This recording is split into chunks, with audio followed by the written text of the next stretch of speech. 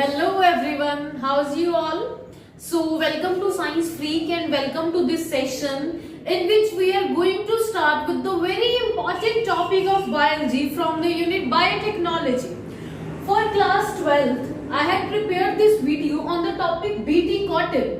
This is the most important topic and question will surely come on this topic in your CBSE exam as well as in NEET for sure. ठीक है, NEET पे तो इसके question आते ही आते हैं, कभी कभी तो 2 क्वेश्चन भी आए हुए हैं।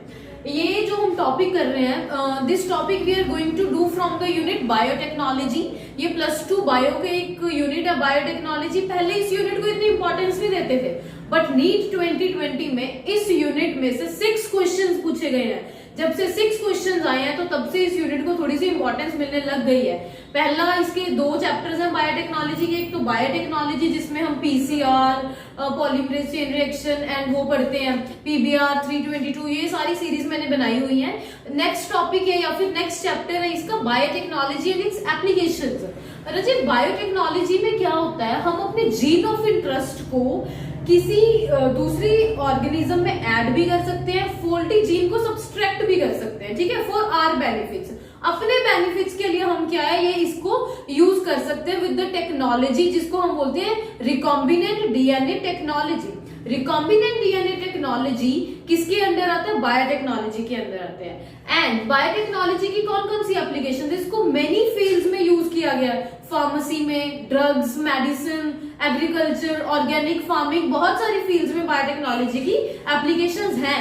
जैसे हम अपने न्यूट्रिशनल वैल्यू को इंक्रीज कर सकते हैं। जैसे टोमेटो, नॉर्मल टोमेटो की इतनी लाइफ नहीं होती जितनी क्या है जीएम टोमेटो की होती है, जेनेटिकली मॉडिफाइड टोमेटो जिसका नेम है फ्लेवर सेवर टोमेटो। उसका जो लाइफ स्पैन है वो इंक्रीज हो जाता है, ठीक है। एंड जो न्यूट्रिशन की अगर बात करें तो रोजी काउ की एग्जांपल आ जाती है। रोजी काउ क्या है, नॉर्मल काउ के कंपैरिजन उसका जो मिल्क है उसमें प्रोटीन कंटेंट क्या है, ज्यादा है, विटामिन ए ज्यादा है। बट आज हम जो टॉपिक कर रहे हैं उस टॉपिक का नाम है BT cotton. This topic we had started from the agriculture field. Rajit, पता है क्या है, एग्रीकल्चर में क्या होता है, हम चाहते हैं कि जो हमारे प्लांट्स हैं वो इंसेक्ट रेजिस्टेंट होने चाहिए, उनको कोई इंसेक्ट खराब नहीं करने देने वाला चाहिए, ठीक है। तो जो हमारी कॉटन है अगर उसको किसी इंसेक्ट ने डैमेज कर दिया तो वो फार्मर को बड़ा नुकसान हो जाता है। तो बायोटेक्नोलॉजी ने ऐसी कॉटन बनाई है जिस कॉटन को इंसेक्ट खराब नहीं करेगा, बल्कि इंसेक्ट खुद ही मर जाएगा अगर उस कॉटन को खाने आएगा। जी हाँ, कैसे, अब देखो। तो सबसे पहले बिफोर स्टार्टिंग आई वांट के लाइक, सब्सक्राइब एंड शेयर कर दो भाई, जरूरी है ये भी बहुत अपनी बताना। तो सबसे पहले we are going to start with the topic BT cotton. Okay, let's start. तो देखो, मैं इधर कोई प्लांट ले रही हूँ, वो प्लांट कोई भी हो सकता है, कॉटन, ब्रिंजल, कॉर्न, कोई भी प्लांट हो सकता है, ठीक है भाई। जो मैंने प्लांट लिया है, कहते हैं उस प्लांट को बड़ी जल्दी इन्फेक्शन हो जाती है। आई विल टेल यू कि इसका नाम बीटी कॉटन क्यों है। सबसे पहले ये कहाँ हुआ, सबसे पहले ये बीटी कॉटन जर्मनी में बनाई गई थी। देखो रजत, मैंने इधर एक प्लांट ले लिया, suppose this is a plant, मैं इसको प्लांट लिख रही हूँ। ये कॉटन का भी हो सकता है, ब्रिंजल का भी हो सकता है, मेज का भी हो सकता है, कोई भी प्लांट हो सकता है, ठीक है। कहते हैं इस प्लांट को इन्फेक्शन होगी। किससे इन्फेक्शन होगी, इंसेक्ट से। इंसेक्ट इसके अंदर आया एंड इसको इन्फेक्शन कॉज कर दी। अब ये इन्फेक्शियस प्लांट क्या हो गया, इन्फेक्शियस प्लांट क्या हो गया, अच्छी कॉटन नहीं देगा, हमारी यील्ड क्या कम हो जाएगी। हमने इसको इन्फेक्शन से बचाना है। हम इसको इन्फेक्शन से बचा सकते हैं बाय स्प्रेइंग इंसेक्टिसाइड्स, ठीक है। बट हम इंसेक्टिसाइड्स को स्प्रे नहीं कर रहे, क्यों, क्योंकि इंसेक्टिसाइड्स हमारी सॉइल को भी डैमेज करते हैं, इसके और भी क्या है, नुकसान है। तो हम इस टेक्निक से क्या है, इसको नहीं बचा रहे, बट बचाना तो है ही। But we want to save our plant for cotton, ठीक है। How we will save, by using the recombinant DNA technology. Recombinant DNA technology में हमारे पास क्या होता है, रिकॉम्बिनेंट डीएनए टेक्नोलॉजी में हम पहले तो देखो एक बैक्टीरिया ले रहे हैं। बायोटेक्नोलॉजी क्या कहता है, एक जगह से दूसरी जगह जीन को ट्रांसफर करना, दिस इज बायोटेक्नोलॉजी। हमने एक बैक्टीरिया ले लिया एंड इस बैक्टीरिया का नाम है बैसिलस थ्यूरिनजेनेसिस। बैसिलस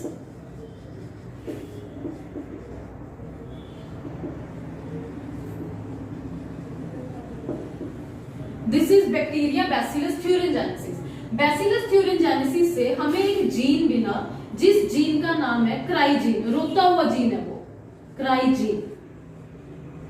ये क्राइजीन जीन से क्या बनते हैं, प्रोटीन बनते हैं। तो ये जीन कौन सा प्रोटीन बना रहा है, ये बना रहा है क्राई प्रोटीन, प्रोटीन भी रोता हुआ।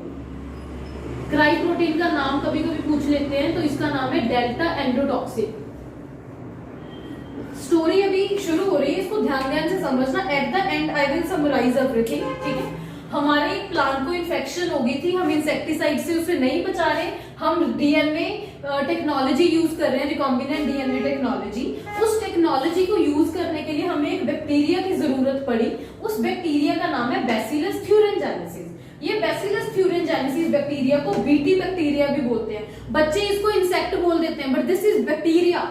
इस बैक्टीरिया के अंदर एक जीन है क्राइजीन, जो प्रोटीन बनाता है, क्राई प्रोटीन, ठीक है। अच्छा, अब हमने इस जीन को क्या करना है, ऐड करना है। कहाँ ऐड करना है, इस प्लांट के अंदर, ठीक है। हमने इस जीन को इसके अंदर डालना है। क्यों, क्योंकि ये जो क्राइजीन है ये इंसेक्ट को क्या करेगा, ये खत्म करेगा। ये वाला क्राइजीन इंसेक्ट को क्या मार देगा। अच्छा, it means it is a toxic gene. अच्छा, now the question arises, if this gene is toxic then why it is not harming this bacteria? Na question is that why if this gene is very toxic then why it is not harming bt bacteria? Because the answer is that क्योंकि ये gene जो protein बनाता है, ये protein किस form में होता है, इनएक्टिव फॉर्म में बनता है। बैक्टीरिया की बॉडी में ये जीन क्या है, इनएक्टिव होता है। तो इसको एक्टिव करवाने के लिए, इसको एक्टिव होने के लिए किस चीज की जरूरत पड़ती है, अल्केलाइन मीडियम की जरूरत पड़ती है। ये कब जाके एक्टिवेट होता है, जब इसकी पीएच क्या है, अल्केलाइन हो जाती है। एंड इसको अल्केलाइन पीएच कहाँ मिलती है, इंसेक्ट की बॉडी के अंदर मिलती है, तब जाके ये एक्टिवेट हो जाता है एंड अपना हार्मफुल इफेक्ट क्या है, शो करने लग जाता है। ठीक है, चलो आई थिंक थोड़ा सा आपको समझ आया, but I will summarise. Okay, now हमने क्या किया, इस बैक्टीरिया से क्राइजीन निकाले एंड इधर इस प्लांट में क्या है, ऐड कर दिए। ऐसे तो नहीं ऐड हो सकते, कुछ तो करना पड़ेगा, कुछ तो चाहिए। तो एडिशन के लिए हमें क्या है, एक वेक्टर की जरूरत है। तो उस वेक्टर का नाम क्या है, ऑब्वियसली प्लांट की बात हो रही है तो प्लांट वेक्टर होगा। तो क्या नाम है उस वेक्टर का, एग्रोबैक्टीरियम ट्यूबिफेशियन।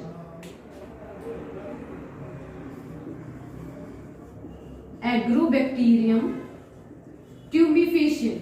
वेक्टर को ना तुम एक गाड़ी समझ लो, एक कार है जो एक जगह से दूसरी जगह को जीन्स को लेके जाती है।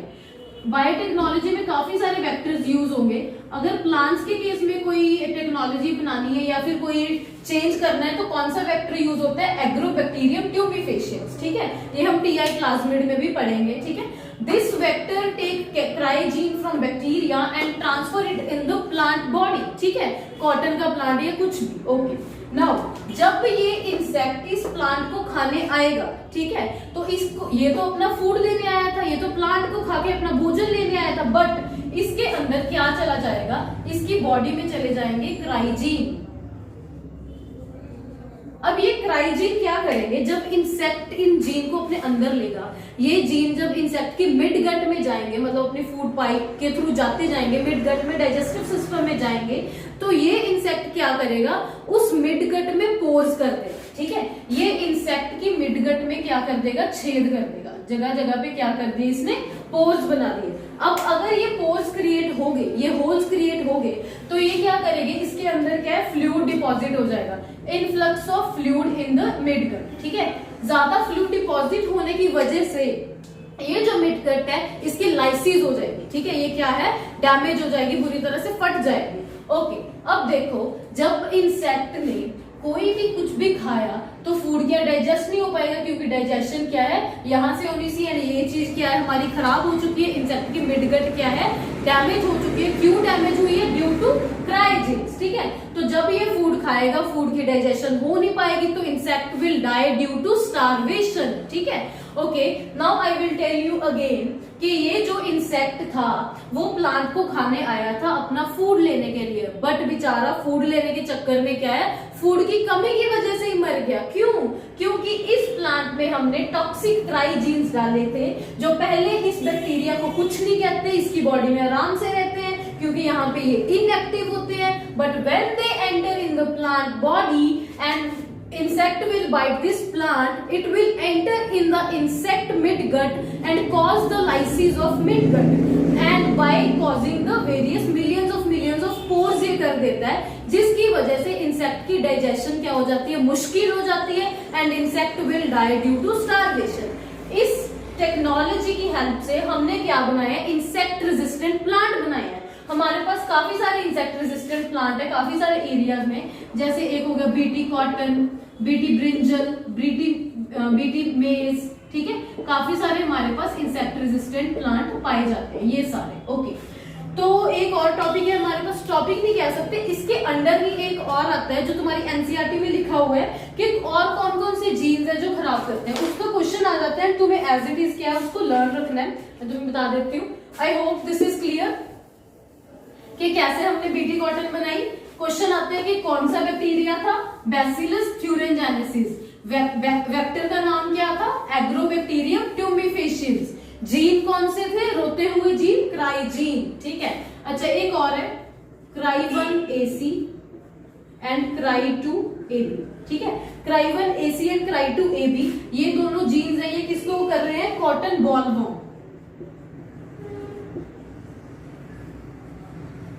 वर्म से बचा रहे हैं ये कॉटन को, क्राई1AC एंड क्राई2AB। एक और है हमारे पास क्राई1AB, ये क्या है, कॉर्न बोरर, ये मक्खी को बचा रहा है ये वाला जी, ये तुमने एज इट इज क्या है लर्न कर लेते हैं, ठीक है, this you have to learn. Okay, like and subscribe if you like this video, then subscribe my channel and also you can add comments if any doubt is there, you can ask me notes, I have all the notes, ठीक है। So thanks for watching.